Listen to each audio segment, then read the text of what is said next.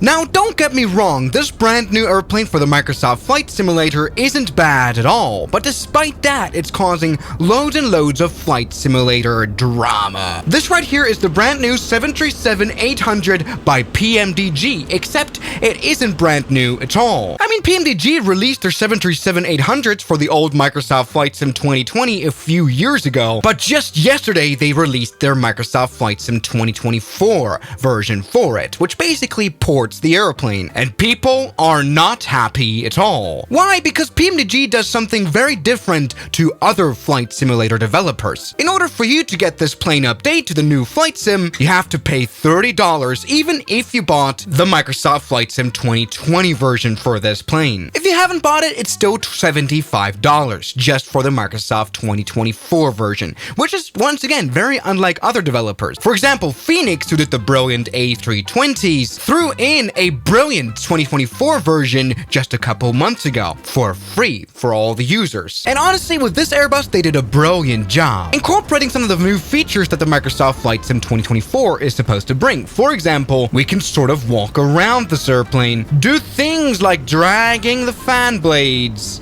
like this with your mouse. Yeah, or giving you the ability to, manually close the cargo doors, which hopefully, come on. It doesn't work because the APU hasn't started. You can remove or place the wheel chocks as well if you'd like to. Or you could even remove this device right here. You can go up to the GPU panel right here and unplug the GPU.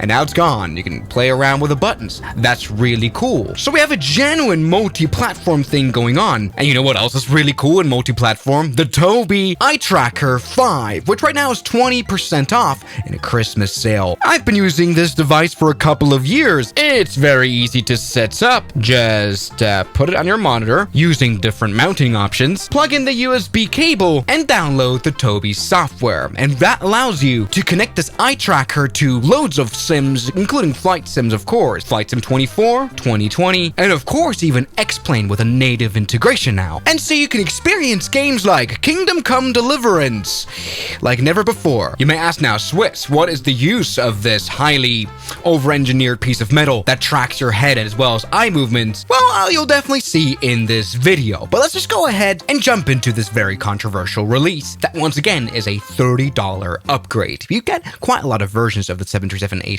Different winglets, the BBJ version, the cargo version. That's actually, I want to try the BBJ version now. And so now we can actually figure out what do you get for your extra $30. Oh yeah, it tracks my head, of course, here as well, talking to the camera. Now, the 737 PMDG is brilliant, don't get me wrong, and it has always been, really. We have these black SUVs parked up front. This is because it's the VIP version. We have vehicles like a very loud air start unit. But what about the actual interactiveness of this airplane? For example, do the fan blades spin? No, we don't need that though. Can we remove the chocks by hand?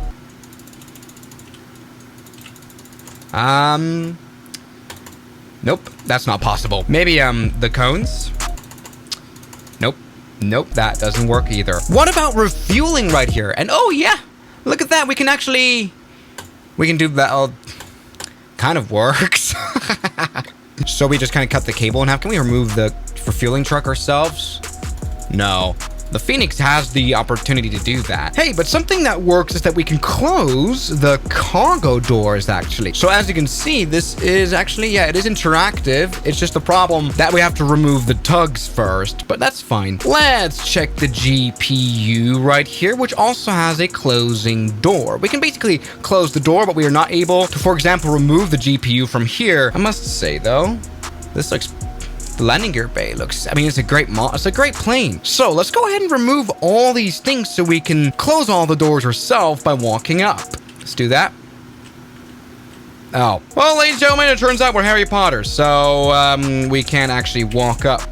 That's a bit of a shame. Why are they? Oh my God, no way. Oh, great. So we have to spawn into the actual cockpit itself and do it this way. Okay, let's go ahead and release all the other things. Release all this. Bye-bye, SUVs. Goodbye. And so now that that is happening, oh, it automatically closed the power panel here. We can open it. Just not much to do. This is kind of useless. So yeah, these are a few changes that attempt to give this plane the Microsoft Flight Sim 24 standards, but yeah, look, we can close the door. It moves at 10 frames per second, and then it's closed. Great. However, there is no ability to close the... Oh, there is. So you can just press on it and it'll close. But you can't walk up like the Phoenix plane and actually have to work through opening and closing that door. That's just impossible. All right, can we close you again, please? All right, 5 frames per second. All right, so our job is done on the ground. Let's go ahead and wait. Can we close this? No, not from here. That's all right. Let's close all the doors from here. That's fine. And so now we are in the cockpit, and actually, it does look pretty great. Look at how I'm able to actually see all the entire cockpit without having to do this with my mouse all the time. It's a lot better. This plane definitely had a visual overhaul. The master caution light looks great. That's perfect. And this remains to be a brilliant aircraft. Now, is this as good as maybe Phoenix? Probably not. The circuit breakers don't work. But look, it does have some of the things that I like to see. For example, we can test that there's still oxygen in the O2 tank.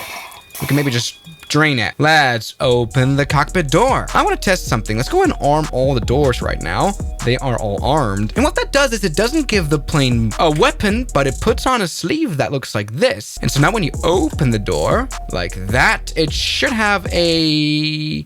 It doesn't. Normally we should see evacuation slides go off, but that clearly hasn't happened at all. Either way, let's take a look at this cabin right here. And it does look nice. Once again, BBJ, private jet. We have some croissants here. We have a laptop. It's good. We can move over to, yes, a lavatory. And this is quite a lavatory. It has a shower and a toilet that doesn't open. What a shame. All right. Hey, but at least from here, we can open the emergency exit doors at 5 frames per second. Let me just go ahead and close it. Yeah, there we go. Looking good. This is some more cabin space. This is a business class seating arrangement. Let's see. Let's check out this lavatory. Occupied. It's not. Occupied. Occupied. It's not occupied, you massive idiot. All right, let's go in here. Finished. Sorry. Come on. Hey, this works at least. Actually doesn't do anything. I wish it could just spritz out. What even is that? Hand sanitizer. Come on. No. But let's rather talk about new things that have been added. I mean, for $30, you have to give something that's not only just a new texture. We, for example, have this new control panel for the cabin. Here we can change the lighting. Put it to sunrise. Yes. Now this looks like a sunrise, I guess. What does night sleep look like in terms of lights? Not very. So maybe put this to nighttime to see it better, which doesn't make a difference at all. Wait, am I doing something wrong? Maybe because the power of this plane is off. So let's go and turn on the APU really quick. Yes, wonderful. This thing now probably needs some fuels. Let's turn that on, and we can hear the APU power up. And this is something that's new as well. They have new sounds. Great. Yep, and there you go. That works. Let's go and put the APU on now. Wonderful. Ah, that does some changes in the lights. See, this is good. We can turn from white light to let's do sunset. No, none of this makes a difference. I'm really confused. What's the point of this if it doesn't work? Maybe I'm doing something.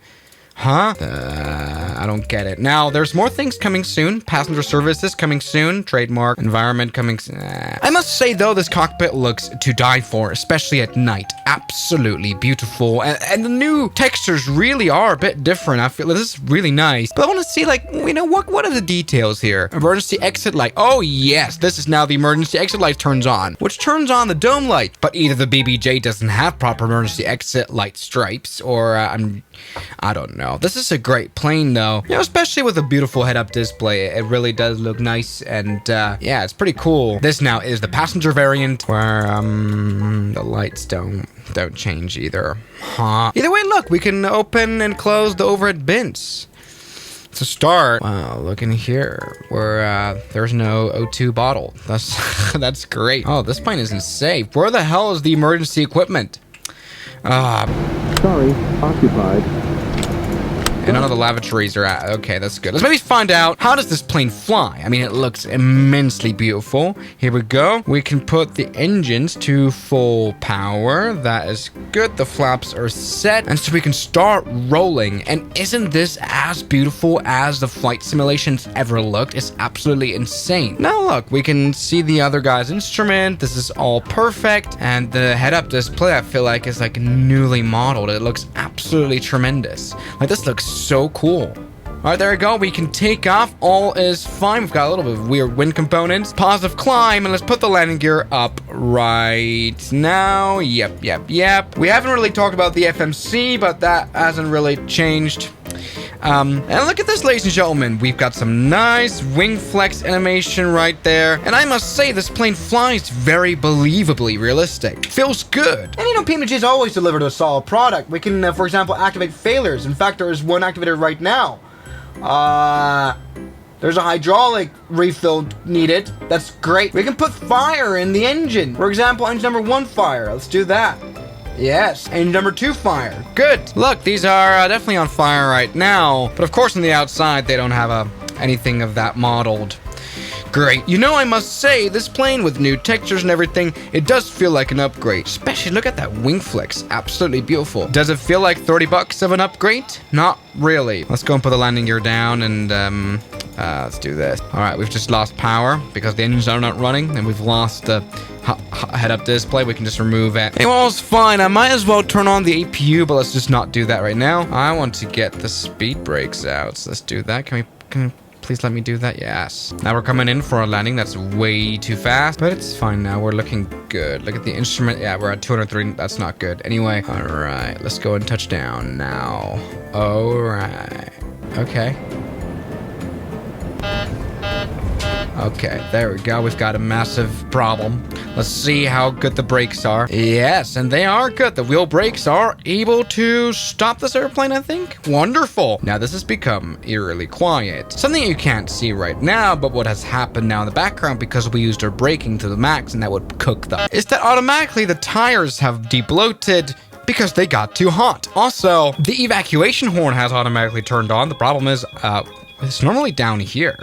Where the hell is the evacuation horn? That's kind of weird. It just doesn't exist. But this is not a bad plane, nevertheless. I mean, we can go down here and we can pull the alternate gear extension handles and we can do an emergency landing in case that happens. So this is not bad of a plane at all. I do totally understand, though, that people think this is a bit of a ripoff, because have they changed $30 worth of things?